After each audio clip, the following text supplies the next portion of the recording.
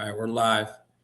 Good evening, everybody. Welcome to my podcast 13. My live guest this evening is a special couple. It's my first couple in the podcasting here, Ilya Stemkovsky and his wife, Locke Stemkovsky. First, I want to thank you both for joining me tonight. I know you had to put your kids to bed, and thanks for coming on with me. Oh, thank you. Glad to be here. How you both doing? We're good. Thanks for having us, and welcome to anybody watching. So how long have you been married? Oh, you better know the answer to this one. I do know it easy because we got. This could be over real quick. We got married during COVID, so 6 years. yeah, 6 years, almost 6 years. We got married during COVID in Cape May with on FaceTime, on like Zoom with the officiant or the judge or whatever, Yep. and then our parents on online just watching, and a photographer because everybody was on lockdown. It was crazy. That's great. That was a tough time for everybody. Wow, that's crazy. How did you two both meet? Were cheap.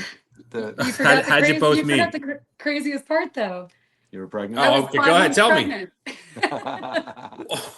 Shotgun wedding. Yeah, no, actually, it was planned. I know that sounds crazy, but yeah, we went through a whole process to have our son. So he's our miracle baby, and we said if we could have a son, we'd get married right away. Or a daughter. That's right. Nice, Yeah. nice. That's fantastic. So how'd you guys meet? So we met actually in a wedding band. There's a wedding band. It was called Dynasty, and then it changed its name to Esteem Entertainment. Jack Goodman brought us together. Katie was singing with Jack for a little while, and John Farnsworth, the Moz man, Eddie Testa's. Yeah, Eddie Testa, saxophone player. He was also in that band, so he's known Katie longer than I have. But I started playing about 08 or so, and then I met her, I don't know, 09? I think it was 2010. We did a showcase together at the old Shadowbrook. Yes. Yeah. And she was in front of me, making 3 times as much money as the talent. The vocal talent, while I was As it should be. Yeah, I was working. I was the only one working actually, sweating, playing drums. I picked the wrong instrument, but look what came out of it. Yeah. There you go.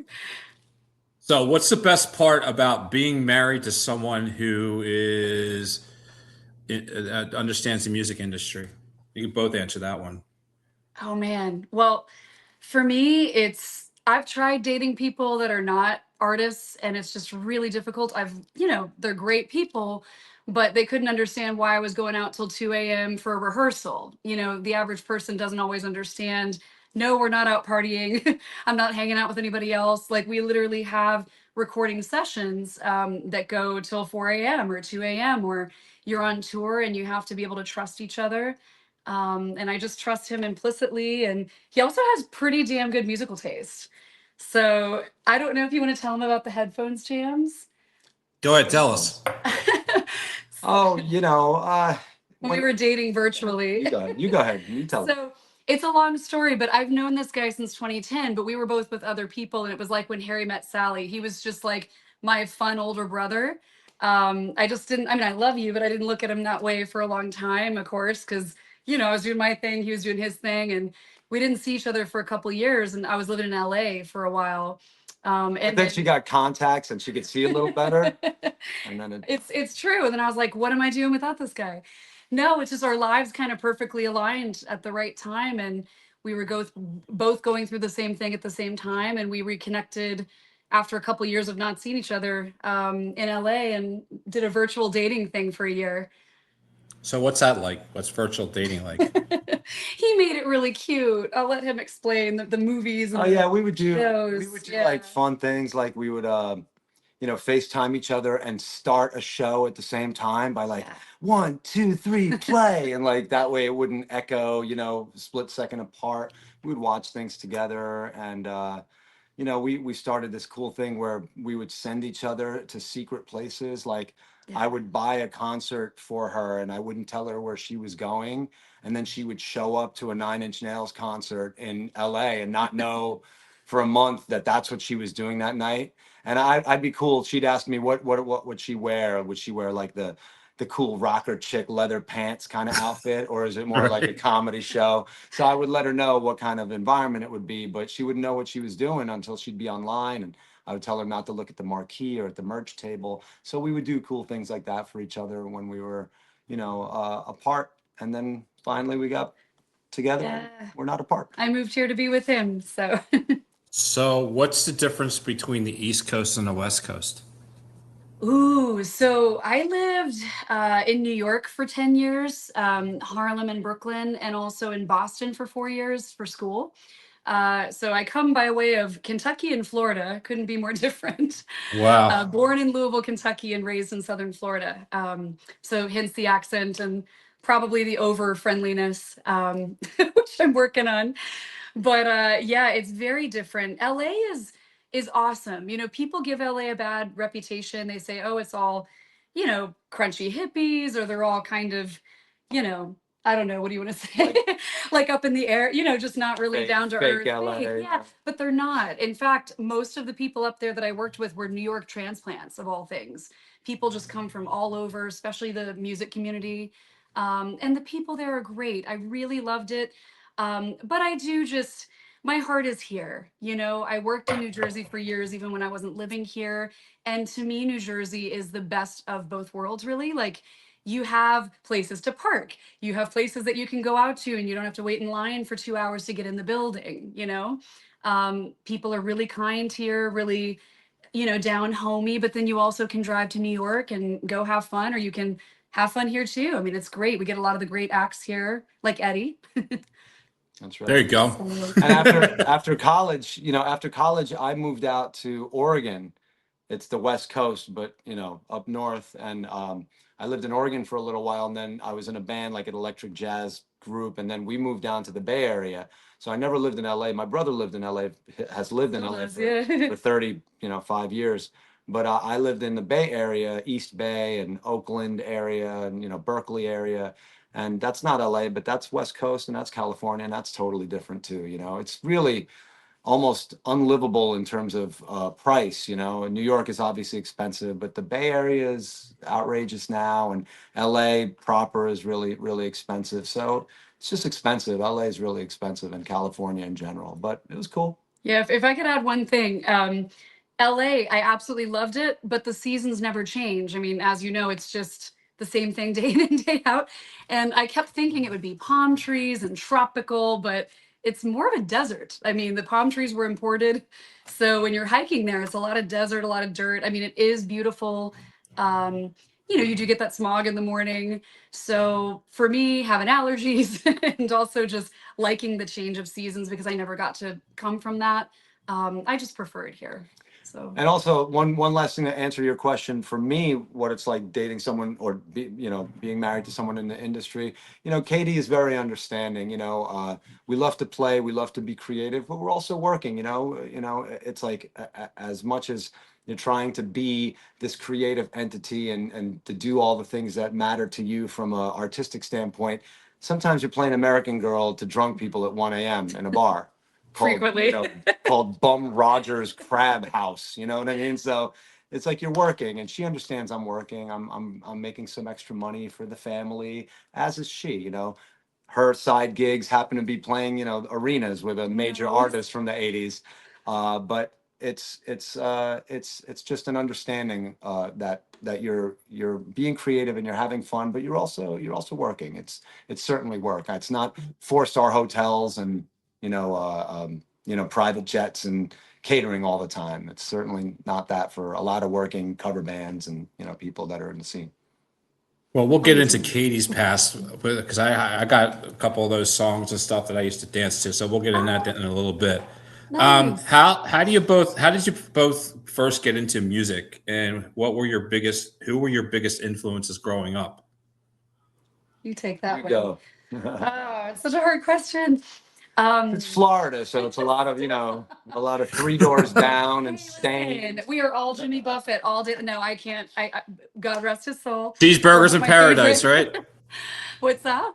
Cheeseburgers in Paradise. Yeah, you could not. There was not a stone's throw where you could not hear that song blaring out of speakers. But no, I was really born into music. Every single person around me is a musician of some capacity. My grandmother on my mom's side was a professional opera singer and did a lot of Wow. theater. She taught me how to sing. So when I was 4, they have tapes of me coming out and doing my fake vibrato, trying to be her. And I'd have a hairbrush and she's like, ladies and gentlemen, Katie, and so really from an early age, they didn't push me into it, but I just really liked it. My mom is a pianist, so she went to college to be a pianist, and she's amazing. We had a 4-generation piano business. So my great grandfather owned the store, and then my grandfather, then my mother, and her brother. And he was a trumpet player. My dad was a singer and guitarist in a rock band for years. So yeah, it's just pretty much all around. Katie's gonna be modest, but she was like a little child No. prodigy in her town. She was like 6-year-old Annie. Yeah, I was absolutely. Annie, but no. She was Annie, and then she was like in the newspapers, and like she was like the Small big town, thing. And amazing town. Bradenton's Small not town. that small, So she was Yeah. like she's super talented. Obviously later on Oh, she went to Berkeley and all that, but when she was a little kid, she was like the town little miss singer. It's that Miranda Lambert song, "Famous in a Small Town." Everybody's famous in a small That's town. right. That's the lyric. Yeah. And for me, I was born in Moscow, Russia. I came here when I was 5 years old in 1981. Oh my God. My parents gave me piano lessons when I was 7 years old, and I did not practice. And I love classical piano. That's one of my main loves is classical piano. We go to recitals all the time at Carnegie Hall. I love piano, I love jazz piano, I love all kinds of piano, but I just didn't have the discipline to, do what your mom did, which is, really study the Chopin and all of that stuff. So, there's little pictures of me when I'm 9 years old and I have 2 straws in my hand and I'm kind of crossing them. And in Brooklyn, where we lived until the late 80s, you couldn't get a drum set. And so I took piano lessons, I took ballet lessons like a good Russian lad. I love that. You know, Do so you have a video of that somewhere? no, I would no, kill for that. no. Really One grand plie too many, and I was done with I that. didn't know what that is. But yeah, exactly. But yeah, I took piano lessons until I just started banging on the keys, and then I switched to drums. And at about 16, I started playing drums, and then we moved to Old Bridge, New Jersey, and that's where I kind of grew up and formed all my high school bands and did all that. But nobody was really a musical in my family, unlike Katie's family. My dad had a pretty good singing voice, but my mom can't sing at all. Neither can my brother. I wonder where the love came from. So I'm not really sure, but I was completely obsessed with it, asking my mom to buy me records when I was 8 years old. So it was from the beginning a real love for it that was nurtured, but that wasn't really kind of, it didn't really come from inside the family at all.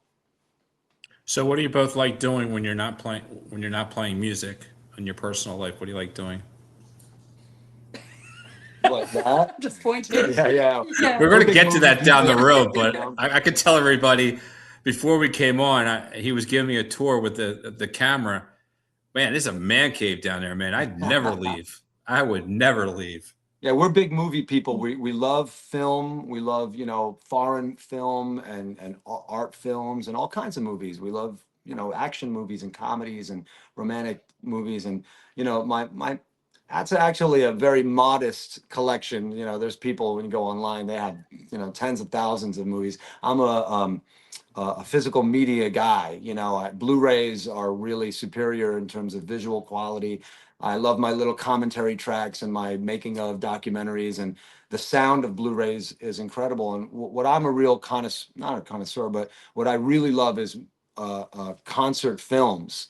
So I have a lot of concert films. I have probably 1,000 Blu-ray and DVDs of concerts, famous ones like, Talking Heads, Stop Making Sense level things, but then other things people just don't realize that even exists. And I amassed it all before YouTube. You could find a lot of stuff on YouTube now, but in the 90s and aughts and stuff, I was just really buying a lot of stuff and then downloading things from the internet, laser disc rips that I made DVDs of a Earth, Wind and Fire show from Japan in 1990 that you can't find anywhere, maybe on YouTube now, but back then you couldn't. So, we spend a lot of time. Another cool thing we do is we take turns having our pick. Like tonight will be Katie's turn for a movie, and she can choose a documentary. It's your turn. Well, it is my turn. Yeah. But what Keep track. we do this cool thing that we started out of nowhere. That it's her turn to pick a movie, so she could pick a documentary, or she could go on the Criterion Channel and do a Kurosawa movie from the 50s, or my turn, I can choose a Weezer concert from 1996. So we do that back and forth, and it's endless. You know, if we will long be gone before we've gotten to everything back here, because it's just a lot. So that's what we do in our spare time. But we have a And your 5-year-old. kiddos, Yeah, we have a yeah. 5-year-old, and I have 12-year-old and a 10-year-old, and Amazing. we're They're parents and so step-parents, cool. and you know, Yeah. it's a lot. It's a lot. That's a a lot you full-time can job, visualize. man. That's Absolutely. a full-time job. To me, that's like a full-time play. I love being a mom. I think out of everything, I mean, of course I love you too, but How out of do you? out of everything I've ever done, that's to me the most special. Katie's a spectacular mom. It's No. she should write a book. There should be a documentary You're a on good how to do it. dad. Yeah. But oh, I didn't even tell you. I also really like to play the piano. But I don't play as well as my mom. And a funny story is, even though I played for years, you know, I've got the background and I like to write songs. But Ilya, when I was dating you, he was like, send me some of your stuff. Send me you singing, send me you playing. And I sent him all these songs from my old bands, originals. And he's like, oh, great. I love that. And then I sent him me playing Debussy, and it was just like crickets, right? and so I asked him, I sent a follow-up question about a week later. I said, hey, did you get a chance to, because I was pretty proud of it, you know, did you get a chance to hear that Debussy? And he's like, oh, I'm on it. That's all you said. And No, that's I'm how I on knew, it. okay, don't quit your day job. No. I just, I Yeah. was just so enamored with the other stuff. I was just No, very, very kind. deep into it. She's a tremendous piano player. No, She not teaches exactly. kids. That's what Katie also does for a living. She teaches piano and voice, and she's an excellent teacher and great performer. So But you go to Carnegie all the time, so you know nobody can compete with that. Now, I saw you guys about a month ago at the Pony. I Oh. believe that was at the 50th anniversary of the Pony, and you performed together the last couple times that I've seen you. Do you both prefer collaborating in the music together or keeping it separate with separate projects? well, I love when Katie's on stage with Eddie's band, because you know, to be a lead singer is a thing, right? But to be a background singer is a different thing, and that's a different skill set that not everybody can do. A lot of lead singers don't know how to sing backups, and that's an art form and a skill that you got to know what you're doing. And Katie professionally sings lead, but also sings backup for Lisa and other things. So when Katie's on stage with us, she doesn't even have to know the song. Like we said, she's from Bradenton, Florida. It's a limited worldview about a lot. And she's Jeez. also Crapping all over I the know I gotta town here. crap on Florida. No, Florida's but what awesome. I'm saying is also she doesn't know a ton of the songs. Let's say a ton of the Motown songs that she hadn't heard before, and it doesn't even matter, because she will naturally find the right thing that complements Eddie's lead vocal. So she's a tremendous background singer, and she just elevates the band to a level where it's really professional sounding. She sings duets with Eddie, and then at the Stone Pony that you saw, there were two other people that were also from our wedding band, Allison and Larry, who are tremendous. And Amazing. Eddie really, Katie really knows how to, figure out. Not to get too geeky and musically, but who's singing a third, who's singing, this interval, this harmony. So it's something that's not that easy. And when you go see a band that doesn't have great, background singing, you notice it. But when you go see a band that does have real professionals and people who are real knowledgeable and can execute, I love it. So it's the one thing that I really love when she's on stage with us, is she fits in so great. And Eddie's got such a unique lead thing that when you have such a great background vocal to him, it just makes everything that much better. Just like the records that we're trying to emulate. What's the biggest challenge in working together? She makes more money than me to be in the No. talent. Only in the wedding band. No, listen, he's, first of all, that was really sweet. He's one of my favorite drummers in the whole world. And even before we were dating and married, he's just incredible. and his knowledge of music and just his feel, his flavor. You know, he's just so tasteful. He doesn't do anything extemporaneous unless it's like the perfect place for it. He just kind of knows. He's very intuitive as a player, and I just love being on stage with him because A, I love him, and B, it's just fun. It's fun being on stage together. It's like you're playing together, you know, like you're not just playing instruments, but you're doing something fun. It's like a date night for us, you know? And I'm gonna give an example here. I think it was a couple years ago. First, I'm gonna ask: do you have to work out to be a drummer for stamina and all that other stuff? Before I get to what I'm going to talk about to everybody that I saw, and you'll remember this night. No, you know, I maybe shouldn't admit this, but I've never taken a drum lesson in my life. You know, I took 8 years of piano lessons, and that, you know, I was kind of, you know, like I said, I didn't have the discipline to do that, but I could always just play the drums. But I wish I had taken drum lessons, because doing all the things that I hear in my head would be easier with all the technical facility that I kind of never amassed. And so, in terms of stamina, I mean, Eddie's is a tough gig. You know, when I first joined the band, this is my 10th year with Eddie, by the way. You know, I joined in 2016, the fall maybe of 2016. So in 10 years, you know, the band has progressed and you know, gone in different directions and ascended. I think it's a better band now. But we used to do 4 hours straight with no breaks and no ballads, and it was really, really challenging. You know, and I was younger 10 years ago, obviously, but it was like harder because it was just so intense. And Eddie liked it really hard and heavy and intense and energetic, and I could always do that, but you know, I built up a little bit of stamina, built up your muscles, and you don't quite, you know, get cramps as much when you do it so much. But no, I never really did anything. But it's not an easy gig. It's a really hard hitting, aggressive kind of gig. You know, when you're playing foreigner songs and Journey songs and Creedence songs and Bon Jovi and all this stuff. This is not like light. It's not the Eagles, you know, peaceful, easy feeling. You know, it's a lot of hard hitting kind of stuff. And over the years, I've just gotten used to it. But it's not easy. You know, drums are. It's not sitting down playing the harp. That's for sure. I was at one of the shows. Okay, it was a Saturday night. Me and Maria were there. It was at Bum Rogers. It was your guys' third show of the day. I literally Oh, saw you pretty much at the end. I don't know another term to use. You were totally just drained, totally like done. And I'm sitting there, I'm like, 3 shows? Are you kidding me? I'm thinking, how the heck, one on the drums is tough, let alone two, but you did 3 that day. What did you feel like that night going home? Yeah, sometimes on my ride home, you know, it's you definitely feel it. And you know, a lot of people are like, oh, Charlie Watts, he was 80, you know, he still played when he was 80.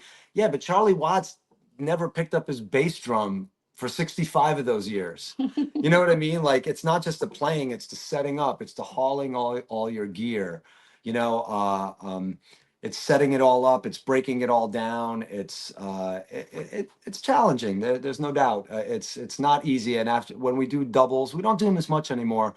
But when you do the double, you just try to kind of pace yourself. You know, hopefully take a couple breaks here and there. We're taking breaks now in the band, so that's great. That's elongating the lifespan of the musicians in the band and the singers in the band and the players in the band. So yeah, it's hard. But if I had someone picking up my bass drum and setting it up every day, maybe I'll get to 80 one day. I asked Eddie this because I remember going to see Eddie a lot, where he would never take breaks. And I said, Yeah. what, I remember the first couple times he did it, I said, why are you taking breaks? He told me the establishments are requiring him to take breaks. That's what he Well, told me. that's true, because if you don't take a break and you keep them on the dance floor, because we're so funky and rocking and they never leave. But if you keep them on the dance floor, they don't drink, they don't take a break and go to the bar and drink. So establishments absolutely want to do that. But the other thing is, taking a break allows us to have an arc to the set, a beginning, a middle, and an end to the set. Right? That's what you see when bands do a set.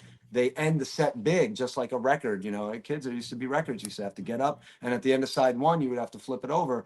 But the CD and you know, the CD took away all that. The middle of the CD was really the end of side one, And so that's what we can do with the live shows now. We can have an ending to the set, take a little break, a break for us and a break for people's ears. Let them go to the bathroom, let them hang out, let them go have a drink, and then we start set two with something else and have an arc to that and end that set and then have an encore. So it's just better for everybody. And like I said, we've elongated the band by taking these breaks, elongated the lifespan of the band. What's the best advice you've both been given regarding the music industry? And what would be your advice you would give to a young musician that's breaking into the industry? Oh my goodness. That's a great question. Whoo, okay. Do you want to go first? No, This is what did hard. you've been given some advice? I've gotten so much great advice. I can't give an exact quote because I don't remember exactly. But a lot of really awesome people have just said, stay true to yourself. Don't ever betray your own morals, your own compass. There were a couple of opportunities in this business for me to do that, and I said no. And who knows, but to me, the fame and all of that wasn't worth sacrificing my own self-worth. So that was kind of an important lesson. And I would say that, especially to any young girl getting into the industry, you can be yourself and you can still make it, and you can make it in your way. You don't have to make it in someone else's way. You don't have to be that desperate. You're good enough. Everyone's good enough. I think when I was younger, I was always trying to be something that I wasn't. I was trying to compare myself. I mean, obviously, I'm not Aretha, or I'm not, I love Tori Amos. I used to love Celine Dion as a kid. But I think just realizing there's enough room for everyone. We don't have to be in constant competition. If you're good enough and you love what you do and you have the right attitude, there's always going to be work for you. We can all share this beautiful thing called music. I hope. Is that good? Yeah. Yeah. Just agree with her, man. It's the best way to go. Absolutely. Well, no, she's right, and when she sang with. You probably have some Lisa questions, but she sang with a major artist who, had major success in the 80s, #1 songs on the Hot 100. She still has a career because, I hate the word nostalgia, but people like things from their youth, and those songs hold up. She plays them in arena. They rock arenas. They're great. Katie sings her ass off on that stuff. But those people do have to stay true to themselves because they got so screwed. Everybody got screwed. Billy Joel got screwed in the music industry, and so did Lisa. There's something called mailbox money, right? Like Bono gets mailbox money every time Where the Streets Have No Name played on the radio or on MTV. They got a check. That's why Bono's worth $1 billion, right? Springsteen, Billy Joel, all these people, they get mailbox money, but Lisa didn't get mailbox money because she doesn't own those songs, right? She didn't. She Right? wrote a lot of them. She Right. wrote a lot of. But for the most part, the people who don't write those songs, they have to tour. They have to do what she Lisa was does, young. flying coach to San Antonio and coming back, and then the next day flying coach to LA. So you just gotta hustle, and not everybody's fortunate to have those songs to be able to play 30, 40 years into it. It's 40 years since those Lisa hits. So she's fortunate that people are still around for those and still want to hear that stuff. But in another life, I used to write for Modern Drummer magazine. I interviewed the very most famous drummers on earth. The guy from Aerosmith. I interviewed Neil Peart from Rush. It's like I interviewed the top of the heap, guys who play 1,000 times better than I do, and they had to meet, these geniuses who wrote those songs, because they're drummers. And so, well, Max Weinberg, he came into a rehearsal one day and he's like, here's, some guy's like, here's my new song, Backstreets and 10th Avenue Freeze Out. And then 2 years later, it's like, here's Badlands. And 2 years later, it's Hungry Heart. I mean, like, not everybody gets that, you know what I mean? So you got to have the conviction, but you got to get lucky too, got to be in that right place at the right time. I interviewed the guy from Journey, and that guy is one of the greatest drummers on earth, Steve Smith. He's 1,000 times better drummer than I am, right? But was he going to make it just because he was so great? No. One day he came into a rehearsal, and Steve Perry was a singer in the room. You know what I mean? Like, doesn't matter how good a drummer you are. One day you're just like, oh my God, this is my singer. And I asked him, I'm like, when you heard, you know, Wheel in the Sky and you know, whatever, you know, Don't Stop Believing, all these songs coming at you. I'm like, you're like, you called your mom, you're like, pick out a house, right? He's like, oh yeah. You know what I mean? So that's what it is. Joey Kramer from Aerosmith, same thing. You know, they're just in the presence of these greats, and you gotta play with conviction. You gotta have conviction, but you gotta get lucky too. Well, you just opened the door for me here. So, Katie, you're going to have to tell everybody who you played with because I heard the songs. I danced to the songs. They You were did? around 85, Oh. 86. I graduated in 84. So I was listening to them the other night. I'm like, man, this is bringing back the days of the dance club. So tell everybody who you sang with. I was born in 84. I'm sorry. Excuse me. I actually, my first backup gig, I don't know if are you familiar with Patty Austin? I've heard the name, yes. Yeah, Baby Come to Me. So I sang with her first, just on like a little one-off tour when I was in college, and that was my first taste of real backup singing.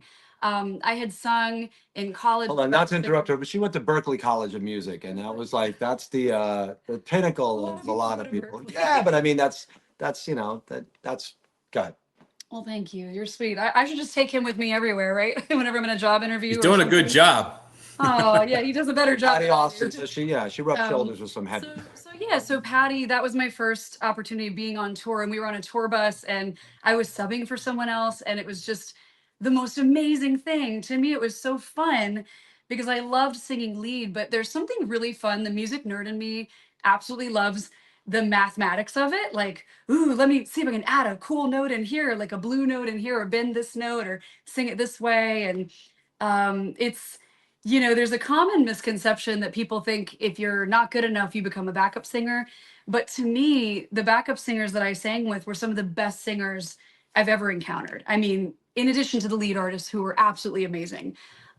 So it really is kind of its own thing. So yeah, fast forward to Lisa. I was in a wedding band with Tony Minaj, little Tony Marsh. She was famous and she was 14. Did you see the movie by any chance? No, I have not. Oh, you should I, see it. Lisa just had a movie of her life story. She presided over everything. She acted as her mother in it, which was amazing. Lisa's a great actress. That's something people don't know about her. But yeah, it's really true to her story.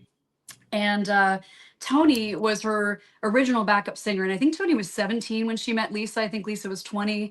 Tony came in and auditioned.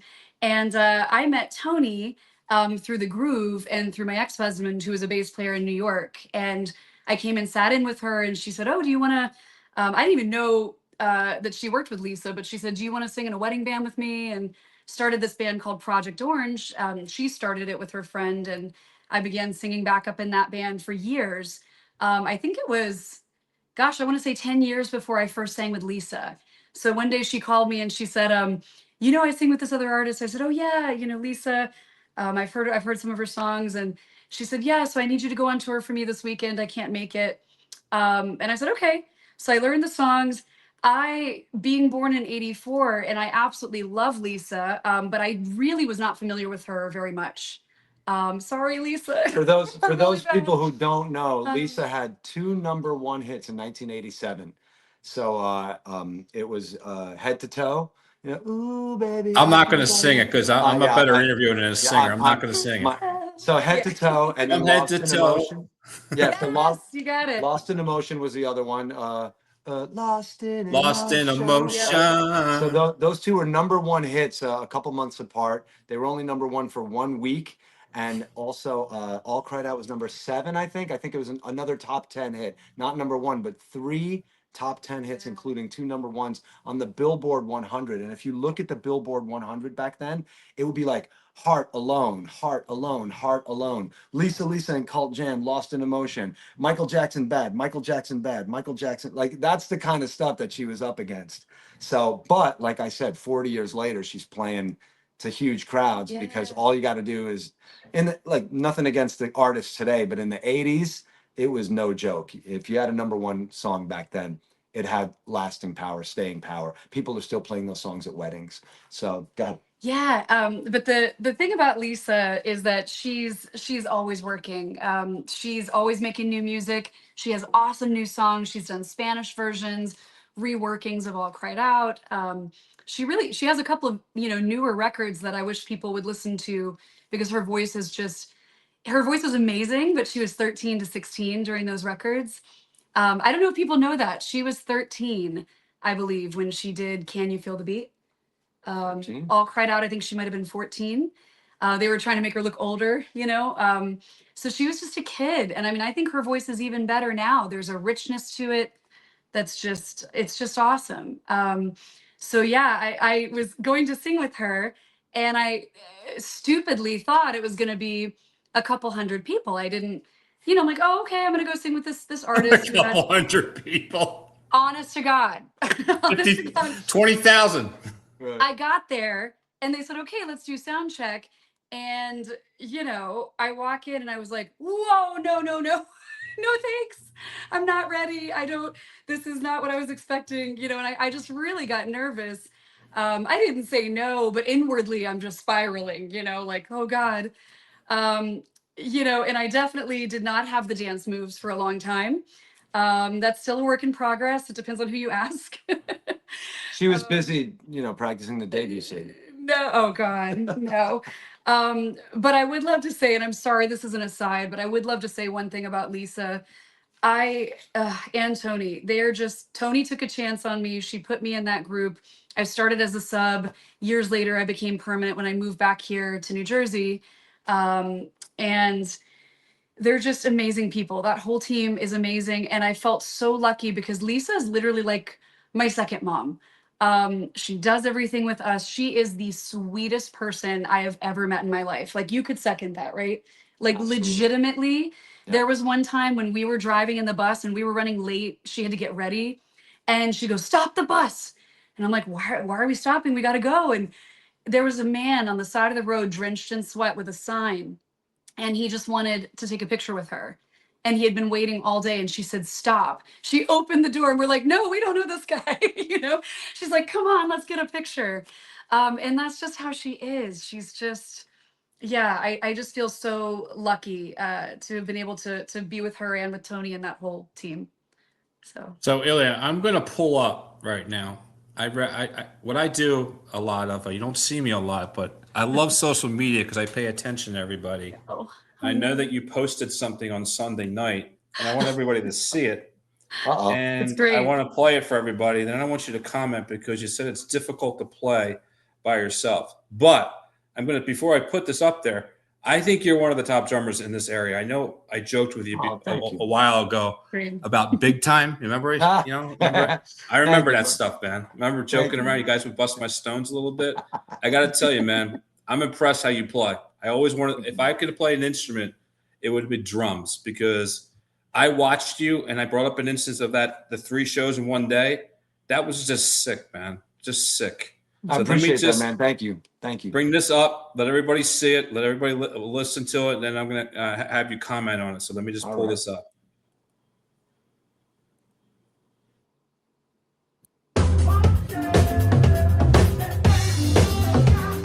Beginning here. Huh.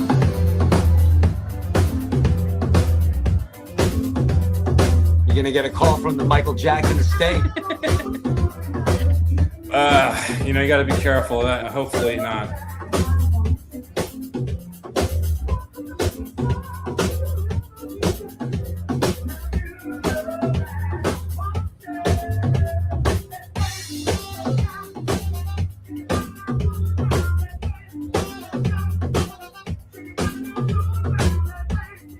As long as the hair is flowing, it doesn't matter what the beat sounds like.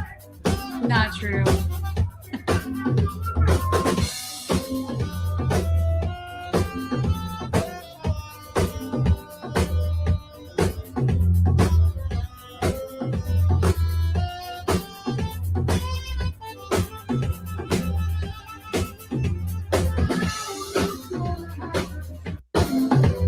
Nice. So nice. Tell everybody why you posted that. Nice. And your comments about why it's difficult. I'm just going to listen now. Well, George, thank you for the kind words. I appreciate that.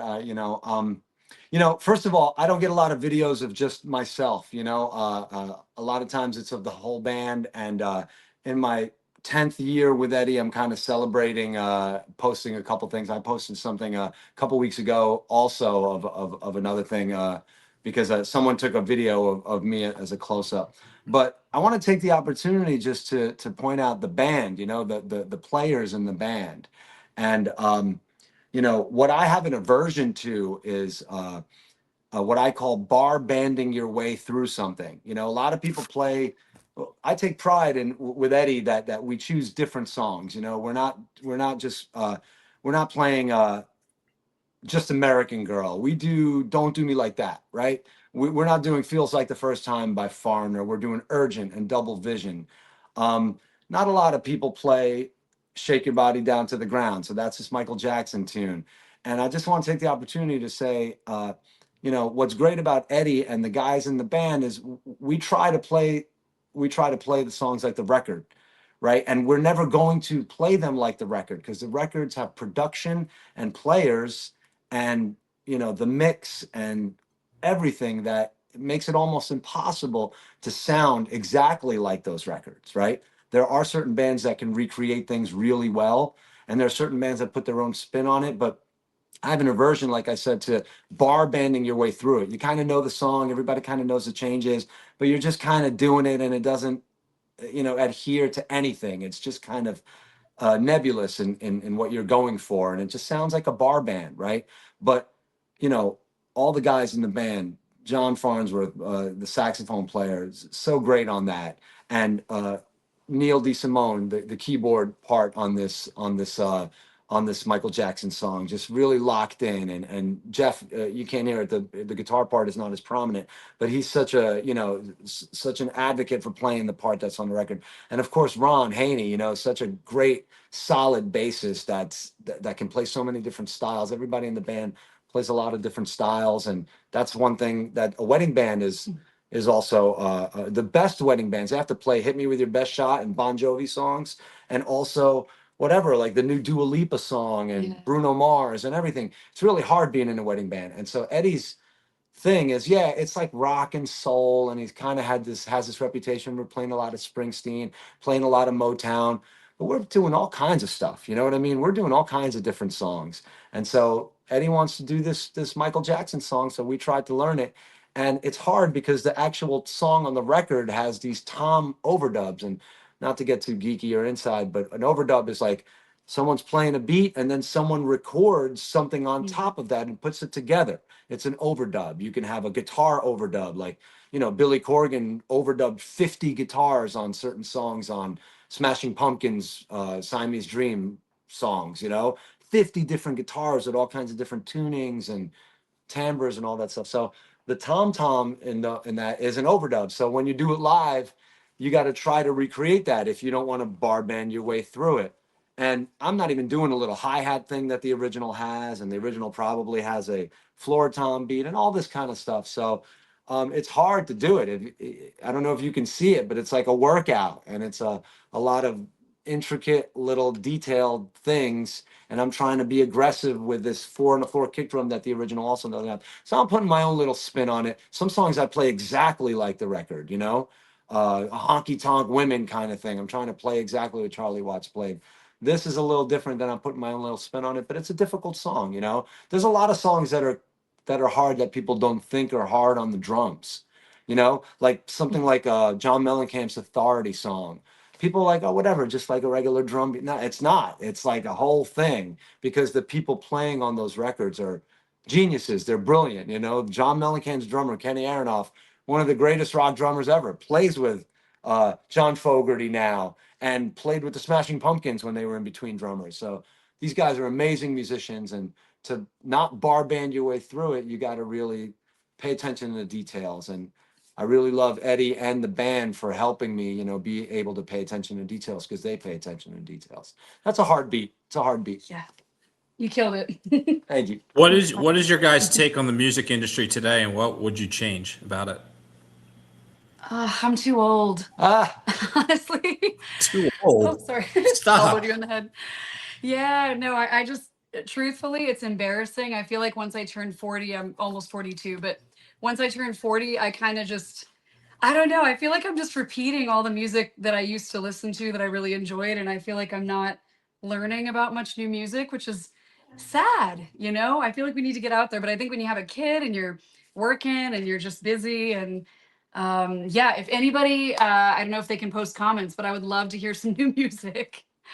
You So, know, the truth is, anybody who thinks that music today sucks or whatever they like to say, it's so absolutely not true. There's a lot of incredible bands today, yeah. but it's very, very difficult. It's increasingly, exponentially more difficult today than yesterday to be original, right? There are a lot of bands that are great bands, but they might not be original because, again, not to get too geeky or inside, is the melodies have almost all been written. The chord Yeah. progressions have been written. There's 12 notes. There's only 12 notes.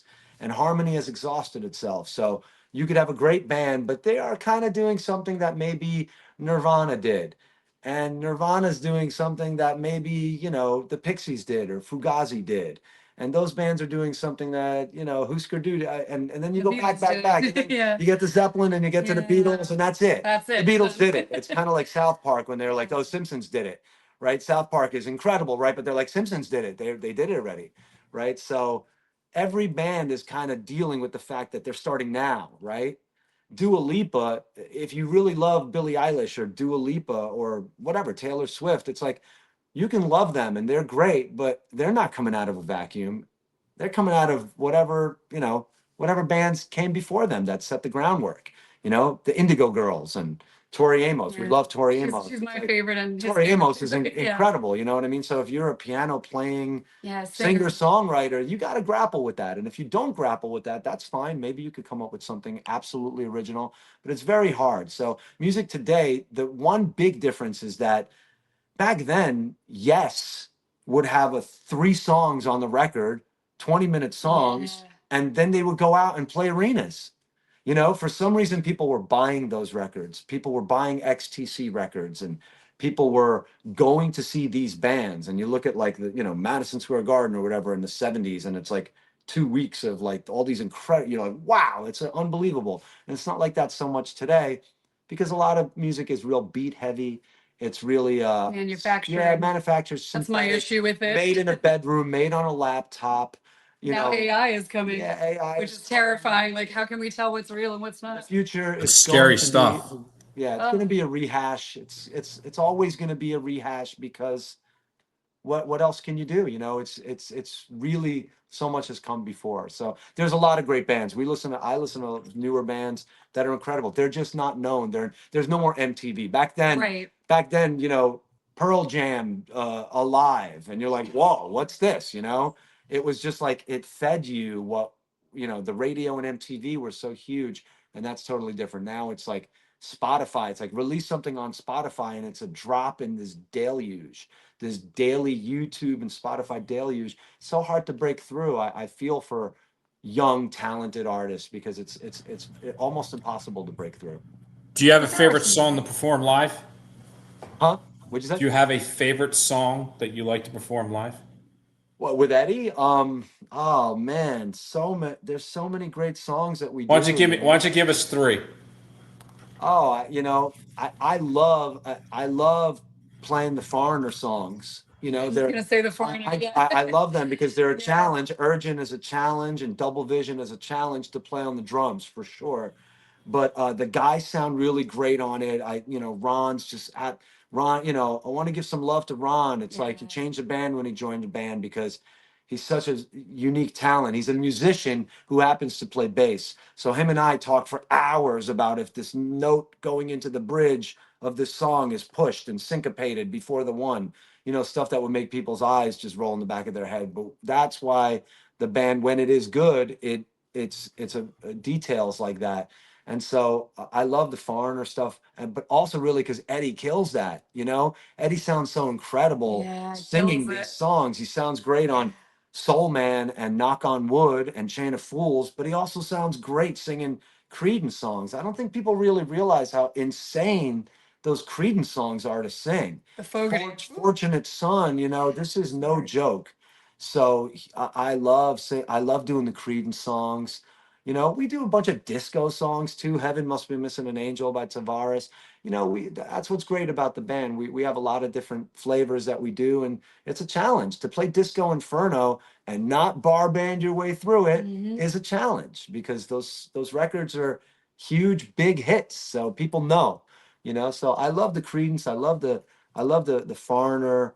You know, I love the Springsteen songs. You know, I'm a big Bruce guy, and those songs aren't that easy either. You know, there's like a couple fills and Cover Me that are hard. Max is an incredible drummer. You know, like you listen to that box set 75 to 85, all the 78 Darkness Tour stuff from the Roxy on there is like, this guy's unbelievable. Like I can't play like that. You know, Rosalita, like I'm okay I on those. disagree. I think you're amazing on Rosalita. But I mean, you listen to that stuff and it's just like, this is no joke, you know, this is not really, it's, you know. Yeah. But then there's simple stuff that people think is simple, like Heartache Tonight, which is a shuffle. It's like Don Henley gets no love. You know, Mick Fleetwood gets no love. But those guys are famous in their band, not famous, but they're unique to their bands because of their feel, you know? And so it's hard to play Heartache Tonight and make it feel good, you know? It's the thing that I care most about. And when I'm on and when Ron is locked in with me and Neil and Jeff and John are playing as a unit and we're just bringing it, the stuff is difficult, but when it's on, it's undeniable, you know? So you know, Heartache Tonight is also straight, but super hard to make sound great, you know? I'm going to give you almost two questions in one with this one. If you could open a show for any artist, who would it be? And who would your dream collaboration be that you could perform with? Go, open the show. Tori Amos. Of course. You Duh. go. Yeah, You exactly. answer that. Yes to her. Yes also to unfortunately he is not with us anymore, but I really love this artist from the early 2000s called Elliott Smith. I don't know if you're familiar with him. He's a I'm not, no. singer-songwriter. It's funny because people might argue that his voice is the weakest part of him. I find his voice, I guess you could kind of compare him in a way to Jerry Garcia, right? Like he's just got a lot of feeling and emotion and you know I don't know, it works for him, and he's very Beatles-esque and I just absolutely love every one of his songs. So yeah, I wish I had written his songs and Tori's songs. I wish I could perform with either of them. Also really love this band Radiohead, but I don't know where I would fit in there. I don't think my voice or my style would fit in, but if I could I would. Yeah, I guess, right? I mean, obviously the Beatles. I mean, if you want to go, you know, with the standard answers, but yeah, those are the ones that come to mind. Yeah, yeah. I love tons of artists. I mean, I love Fish and I love Bruce Springsteen and I love Nine Inch Nails and Rage Against the Machine and, you know, Wilson Pickett. It's like, it's endless, you know. But there's, you know, none of those people have openers, so we're out of luck. Where have you performed? What are some of your favorite venues that you performed at? Go ahead, do the Prudential Center and No. Radio City Music Yeah, Hall that Flex. was cool. I really like the Greek Theater in LA. That's a really good one. I would love someday, and I have many friends that have done this that I'm just like, oh, you guys are so lucky. I have a couple of friends that have done Red Rocks. I've never done it, but that seems like a really cool, you know, goal for someday or in my dreams. I've been to Red Rocks, but I've never seen it. I would at least like to attend something there. I love Colorado. It's my favorite state, probably, beauty wise. But yeah, I guess venues.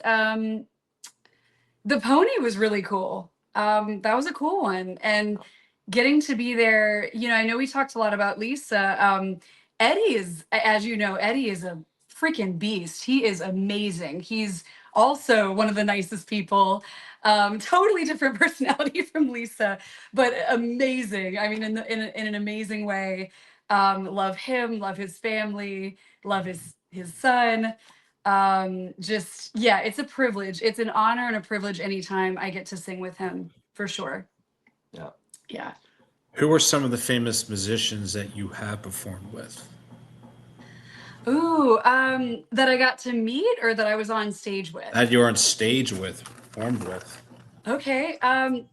You know, perform, I'm gonna have to kind of go like this because at Berkeley, they would put us on stage with famous artists, but you would sing like one song with them. You know what I mean? If it was a commencement concert. So one time I got to sing for one of my teachers, Livingston Taylor. He was really cool. James Taylor's brother. Okay. Yeah, Patty was great. Lisa, amazing. Of course, Eddie. Who else? I feel like I got to sing next to Susan Tedeschi one time. That was cool. She's a really amazing blues singer, Tedeschi Trucks Band. And she was on stage with us for one of the Berkeley shows. I got to sing to Melissa Etheridge one time to honor Nice. her, which was really cool. That was back in the day, pre-vocal injury, all that. So, it was a really cool experience. And she was a lovely person. We got to sing for Anita Baker once. I didn't sing lead, I was singing backup on it. But yeah, just a lot of people like that. And I used to work for the Rock and Roll Fantasy Camp. I was a director of sales. And so, have you ever heard of them? No, I have not. Oh, it's great. Yeah, they just did a documentary. I forget what it's called, but it's awesome. David will murder me. But yeah, we got to work with a lot of famous people in that camp. So even though I didn't, I actually did. I did sing on stage with Spencer Davis. Nice. Yeah, I sang on stage with, Jack Bruce was playing guitar, and the guy from Procol Harum was playing keys, and I was just singing backup. I got to sing for the guy from Yes. That was fun. He was one of the camp counselors. I don't know. So yeah, just really, really cool people. And Nice. for me, Liz, I've played with a bunch of people around this scene. There's so many talented people around here. Yeah. You know what I mean? And I used to, played with Sharon Lasher and Carl Gentry and Bobby Bandiera, and I've shared stages with those people. Once in a while, they'll call me for a gig, and it's really a lot of fun. I sat in, filled in for Suit and Mai Tai. Just super talented people around here. I love Eddie. I mean, 68-year-old guy singing like that. It's really unbelievable. It, he's not only talented but relentless in just playing all the time, singing all the time, booking so many shows. We did, I think, 135 shows last year. We didn't even stop during COVID. I think we stopped for 4 months because literally everyone stopped. But then we were at Bar A with the plastic shields between the That was tables. crazy. I mean, we're a dance band. You know what I mean? We take pride in rocking a dance floor, packing dance floors, people dancing, no matter if we're playing Hurt So Good or whatever, Rescue Me, Aretha Franklin, whatever we're playing, people are dancing. And so where people were sitting still, we played, we brought the music to the people.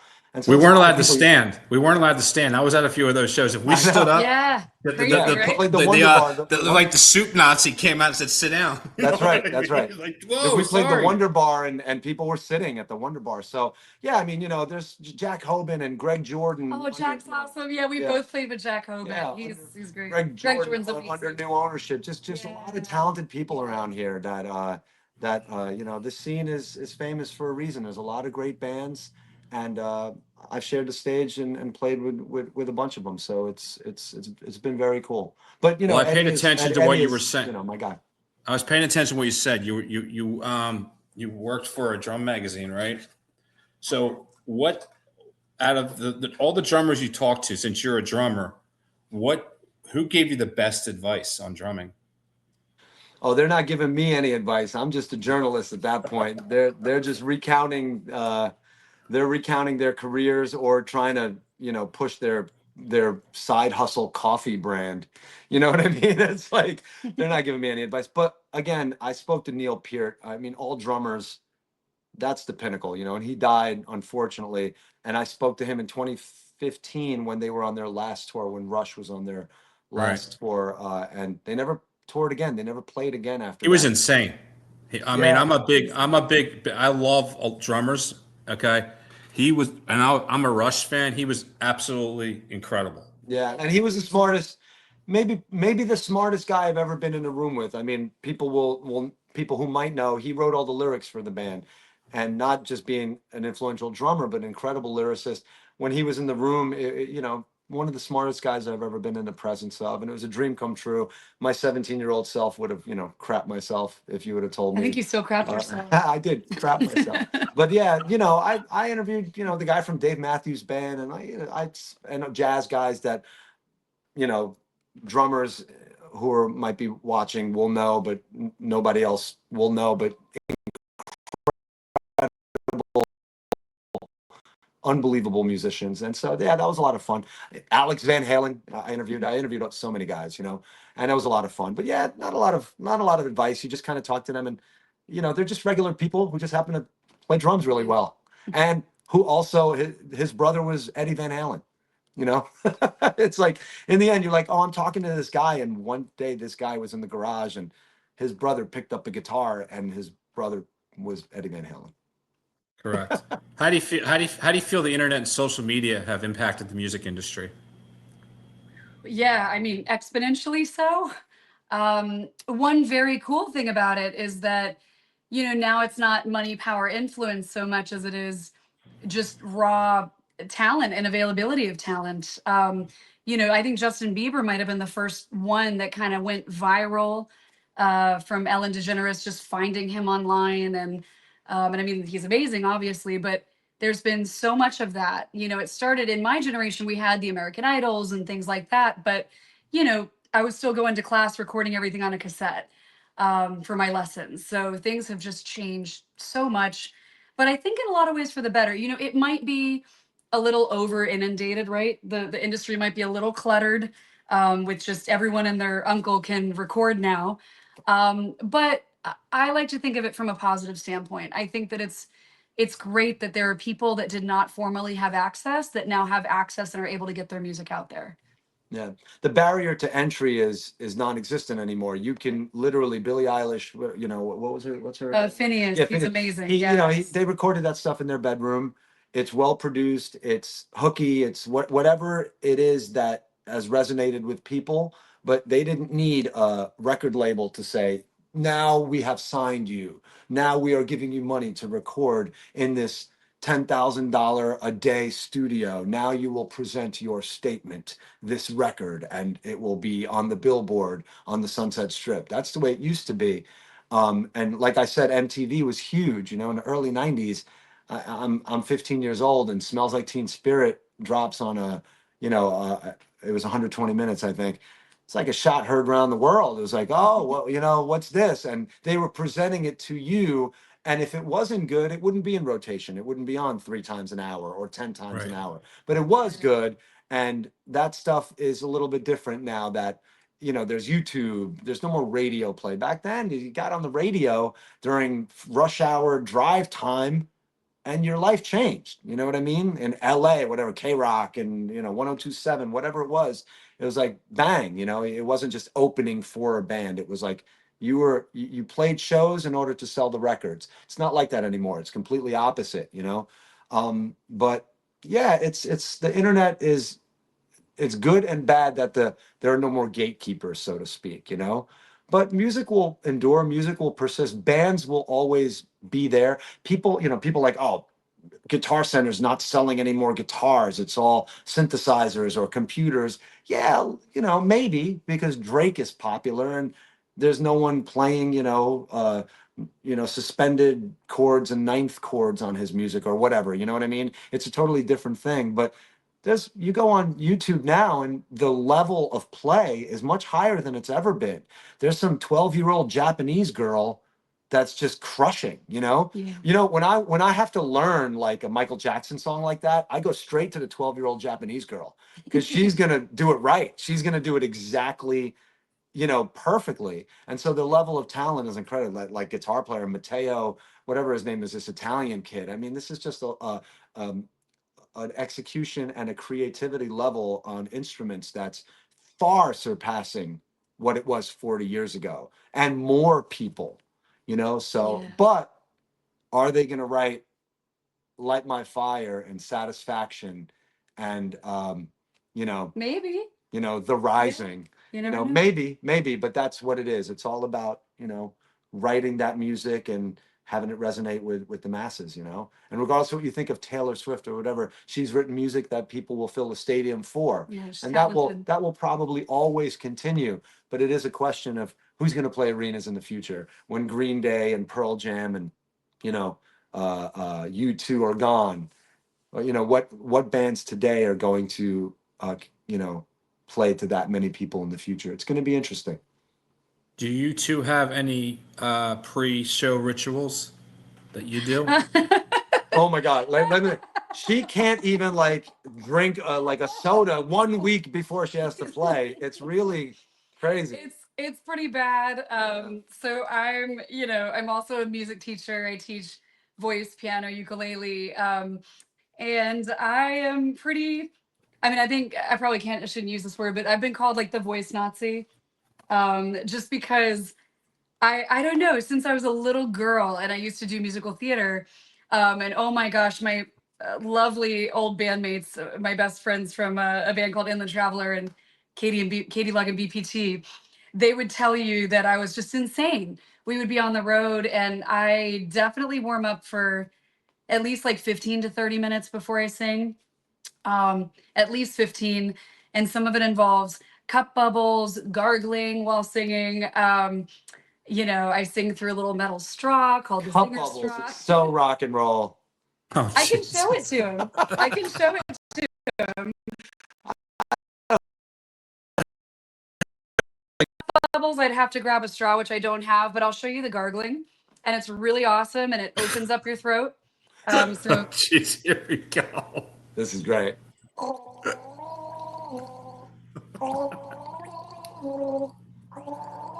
Where else are you going to get this kind of content? right, you do thirds and you do fifths and you do octaves. You have to watch what you eat.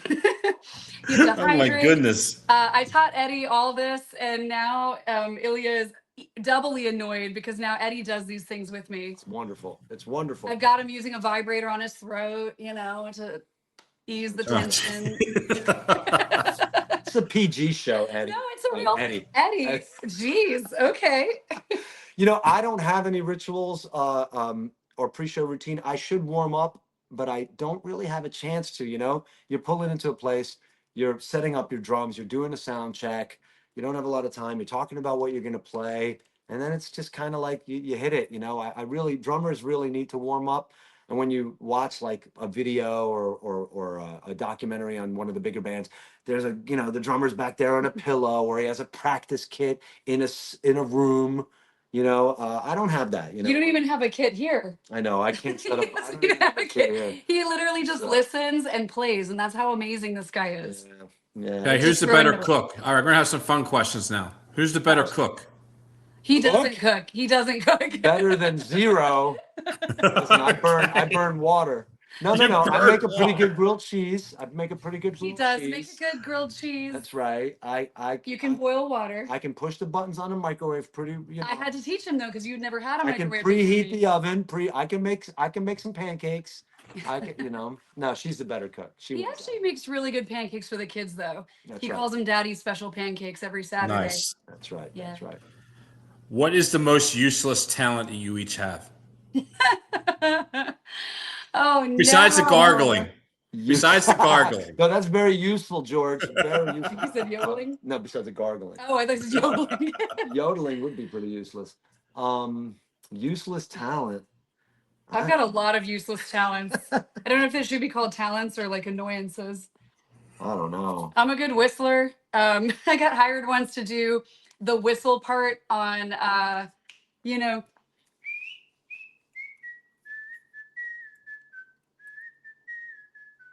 That's pretty useless. and you do vibrato. There you go. That answers Anyway. your question. Vibrato whistling. Anybody All out right. there who needs some vibrato whistling, you Yeah, know who to call. there you go. What's the most trouble you've ever gotten into? That'll be him. That'll Trouble? be. I'm a That'll be good. him. I'm. 100%. I'm. Please tell the story. Can you please tell the story? What The story. No. What are we talking about? The story. The music store, the Bach. No, I can't. Why? This is going out into the world. No, Yeah, but, no. I mean, okay. No. Never mind. Yes. He's keeping us. He's keeping it. Yo, we all have our skeletons. He's keeping a secret. Guess You what? should totally For tell that anyone story. watching this, if you come up to me at a show and you ask me about the That's smart. Bach, Yeah, that's smart. I'll tell you about it. The Bach disc set. Yes, no, it was a Baroque festival. Baroque. Ask me about a Baroque festival. A little All right, I'll have to humble, remember the little Baroque Festival when I telemon. see Yeah, you ask in him person. privately. It's I'll the tell you, best yes. story ever, This but is way too much trouble. I get why he doesn't want to share. Yes, come on. But he Gotcha. does. All right, here's another fun one for you. What's your favorite go-to karaoke song? Do you go out and Oh. karaoke sing? Ooh. Eddie makes me sing a little Proud Mary once in a while because that's the break I take with the tambourine, and I come up there and I pumped a lot of train down the new, something like that. The Dire Straits tune. Yeah, I You sang did a good lead. job I on sang that. lead on a couple of songs over the years. They, as they say, did not survive. They did not get played often or ever again. Dire Straits, Walk of Life, we did. Nobody song. was, the masses were not clamoring for that one. The masses, the masses. Love it. All right, we're gonna go to a section that I put in with everybody, and it's gonna be real short, and I have to let you guys go because it's been, I appreciate It's the all time. good. You have. I know We got a little kids are time. bad. God. I tell you that it flies. I'm telling you. Yeah. Sports wise, did you play sports as a kid? I was afraid of this question. He told me you're really into sports. I was a broadcaster, and I tried to implement. Look, I like music a lot, and I'm interviewing musicians, and we all. I sang when I was a kid. I was in the chorus. I was a soprano. That was Oh. long gone when I matured. But I used to sing when I was a younger kid. That left me. But so I tried to implement some sports into the discussion, and we've all done it. We've all are fans generally, right? Yeah, well, I'm not. Katie says, I'm I'm most trying to get her into sportsy person. basketball and football. She's like, these are colors going I'm back and sorry. forth. Bless you. What though. team is that? What's going on? But she is a kick-ass table tennis player. I get it from my mom. We Ping had pong. competitive mean, games growing up with my grandpa. When we We first called it met, beer. We called it beer pong back when I was drinking.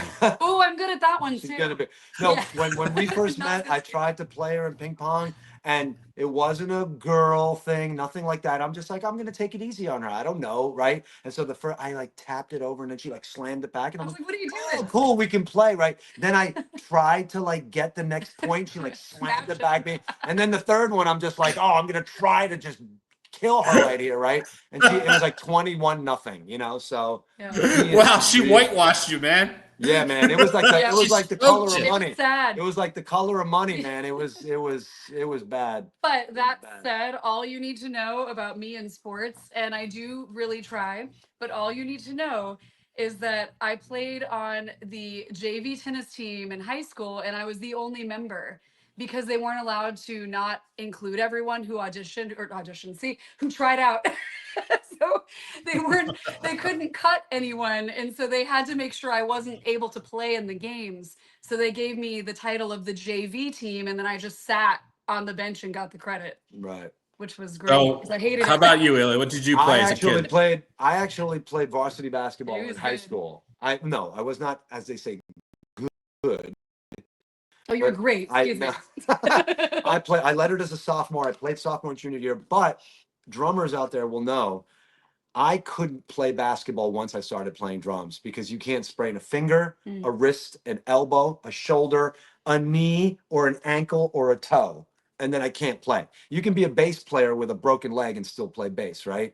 But as soon as I played basketball and I got hurt and I couldn't play drums, it Yeah. became basketball, and then all of a sudden drums equal, and then all of a sudden I just played drums, and I could never play. I love basketball. It's my favorite sport. I love basketball, tennis, football. But I can't play it, or else I'm in trouble if I sprain a finger, because you can't do it. So I have to ask you this: who are your teams, Ilya? I don't have a basketball cry. team. I don't have a basketball team. I just love playing. I just love watching the sport, and I love watching all the greats. It's a good game is on with good players. I love it. I don't have a team, but I am unfortunately a Washington Commanders fan in football. I know you're an Eagles fan. I know, and I have nothing because you guys won Super Bowls and you guys have been great for a long We're pretty time. great. And Yeah. we've You're great too. we got to the what? We got to the NFC Championship. We got there, right? Then the guy got hurt, but it's been 30 years of tough times for the Commanders. But I Still got got nothing more but love. Super I got Bowls. nothing but love for the Eagles. I mean, you know, He's lying. He hates the Eagles. He I know. absolutely will I know he scream does. and throw things, and he'll be like, "I hate the Eagles and all the Eagles fans." I'll tell you this much. I'll tell you this much. When Jalen Hurts speaks in an interview, you can't help but love this guy, right? You're like, oh, this guy is so Yeah. cool. He's nice. I'm starting to hate them less just because the guys are they're so like likable. No, I hate. That's the the Eagles. nicest I've I ever heard him hate speak. No, you're I not. hate the shit out of You don't like us. Please stop. Oh, we like Please you though. stop. Please stop. my boy, my 13-year-old boy has just gotten into football like week 13 of last year. All of a sudden he loves Oh, it's football. amazing. He's like, the Ravens had a different color line on their helmet in 1998. I'm like, what are you talking about? Like, he's just real into it. Tell But him we picked the but I team. told him, I'm like, I'm a Commanders fan. I have to hate the Cowgirls. I have to hate the Giants and the Eagles. This is what divisions are. Trying to teach him about division. So he likes the Bears all of a sudden. So I'm like, all right, you can't like the Packers. You can't like the Bears. Sorry, you can't like the Lions. You can't like the Vikings. So I'm teaching him about it. I'm teaching him about the hate you have to have when There you you're a go. big fan, you know? But he picked it based on the name, right? Yeah, I It don't know was how. so Why is he cute. like He's the Bears? He's like, I like the name. I think his school is the Bears. I think that's their team. Right, the East Bros. Yeah, so he's Right, like, I that's just what like it the is. name. And it was so cute. Anyway, That's he'll- cool. He'll That's have a good lot of stuff. heartache being a Bears fan. Good stuff. So what's next for you guys with music? What's coming out? I actually gonna put this up for everybody. I see you guys have a busy week coming up starting Thursday night. I'm gonna Yes. put it up on the board here. Yes, yes. All It's him. right there on the bottom of the We're screen. playing. Well, you want to say what you're doing coming up? She's got gigs. She's got So- weddings. She plays with Lisa still. Go ahead, We are Katie. doing- What do you got going? I apologize. No, oh no, I didn't mean it like that. No, we do. It's not until November, but I am going to be singing with Lisa in AC at the Tess Arena at Hard Rock. If you guys are Oh, around. nice. Yeah, and then other than that, just a lot of wedding corporate type gigs. But one kind of cool thing that I've been doing lately is I went back to school and got certified. I'm actually a certified life coach now, and I still teach music, but I actually work primarily with injured vocalists. So singers that either have issues, they have vocal challenges, or I had one client who was a stroke patient who was having difficulty speaking. And instead of coming at it from the doctor's standpoint, which I don't have, a license, I come at it from the mental standpoint, because when I was going through my injuries back in the day, and every singer that you talk to that's my age, if you've sung professionally, you've had some sort of injury, just like football, right? You kind of can flame out quick if you're not careful. And having gone through that, and just there weren't really many resources. There were so many amazing doctors, but there was no one to really talk to about the mental aspect of that, of what that feels like. So I've been doing a lot of that lately. I've got about 10 new clients, and just trying to slowly build into that world. So it's been really, really fun. Yeah. I think John Bon Jovi has that issue, right? Yes. John, Shania Twain, Celine, obviously. So many people. Mariah Carey, I know, is struggling. She's got some scar tissue. And even John Mayer has polyps that get removed every couple of years. Wow. So I had a surgery when I was 20, and then continued to have some other issues. So yeah, it's been really cool working with other like-minded singers and kind of helping them get back on track and make goals for the future. And it's been fun. So Guys, I want to thank you. I know went a little bit beyond what I'm we thought sorry. we'd No, do, it's all but good. did. I'm sorry. I didn't mean Let me to. talk about Everything just flies by here, and I got the No. schedule here for the band this week. You guys Thursday are at the Renaissance in Ocean Township. Yeah, I Proceeds- think it's a private. I think it's a private. Yeah, it's a private. And then But Friday Friday- we're at Bar A. Friday, you're at your little glorious Barre. Yeah, we Yes, love Bar A because great. the happy hour is great. It's a good early show. Everybody packs that place out. Bar A's got a good sound system. We Yeah. really like playing it. Saturday we're playing at Bum Rogers, but instead At of a 3 night game, o'clock. we're doing a 3 to 6. We did it like 3 or 4 weeks ago, and it was packed at 3 o'clock. I was very, very excited about the fact that people came out early. And St. Patty's Day festivities seem to be 7 weekends in a row at this point. So people should be out for that. And Sunday we're doing the American Hotel. We've been doing a St. Patty's Day Right. American Hotel show every year. Eddie's from Freehold. We live in Freehold. We're in Freehold right now, and so it's a busy week with a lot of cool gigs. And come on out. We change the set lists a lot. We're all over the place with what we're doing, but no matter what, we're going to try to make you have a good time, make you dance, make you listen if that's what you care about, make you shake your booty if that's what you care about. At a the lot same of time. opportunities, Yeah, absolutely. It's Yeah. and next week is more, and the week after that is more, and then the summer starts, and Memorial Day, and we have a very busy summer ahead. Again, Eddie, 68 years old, incredible. Everybody in the band is just kicking so much butt right now, playing their butts off, playing so well. We're adding songs. We're doing new songs that we did at we did all those Southside songs at the Stone Pony with the Southside Johnny horn section, the Asbury Jukes horn section, and we're incorporating those songs into the set list. And you never know what you're going to get when you see us, which is the way I love it. The bands I listen to, Fish and all these bands that change their set lists a lot. That's important to us, that you never know what you're going to get. People kind of Well, guys, lump Eddie into this kind of thing, but you never know what you're going to get. It's always different. thank you. I thank you for taking the time out of your busy schedule to come on with me. I really appreciate it. I hope everybody got to learn more about you. I mean, Ilya, you said some stuff I didn't know about you. I didn't know you wrote for Drummer Magazine. We go back to when I joked about you, and now I eat those words. Are you the big time? Yeah, you interviewed many different people. That's some good stuff, man. I learned a lot about you tonight too. And your better half. Wow, very talented, and you guys got a He's great better home. half. I could see the man cave, and I'll have that's you over. I'll have you over down here. You'll be like, dude. I won't Eagles. leave. You're I allowed. won't leave in front of that TV. Yeah. We'll let him watch Eagles over here. Eagles, Yeah. Saquon. Yeah. He's big on the 86-inch. Yeah. You But thank I you put for a having muzzle us, in my man. mouth. So much. Thank you for having Thank you us. for coming on with me. I really appreciate it. And I'm sure I will see you guys somewhere along the road here performing. And again, thank you for coming on with me. And I greatly appreciate it. Oh, thank you Our so pleasure. much. Have a Our great pleasure. night. We appreciate it. Coming out to see Eddie's band.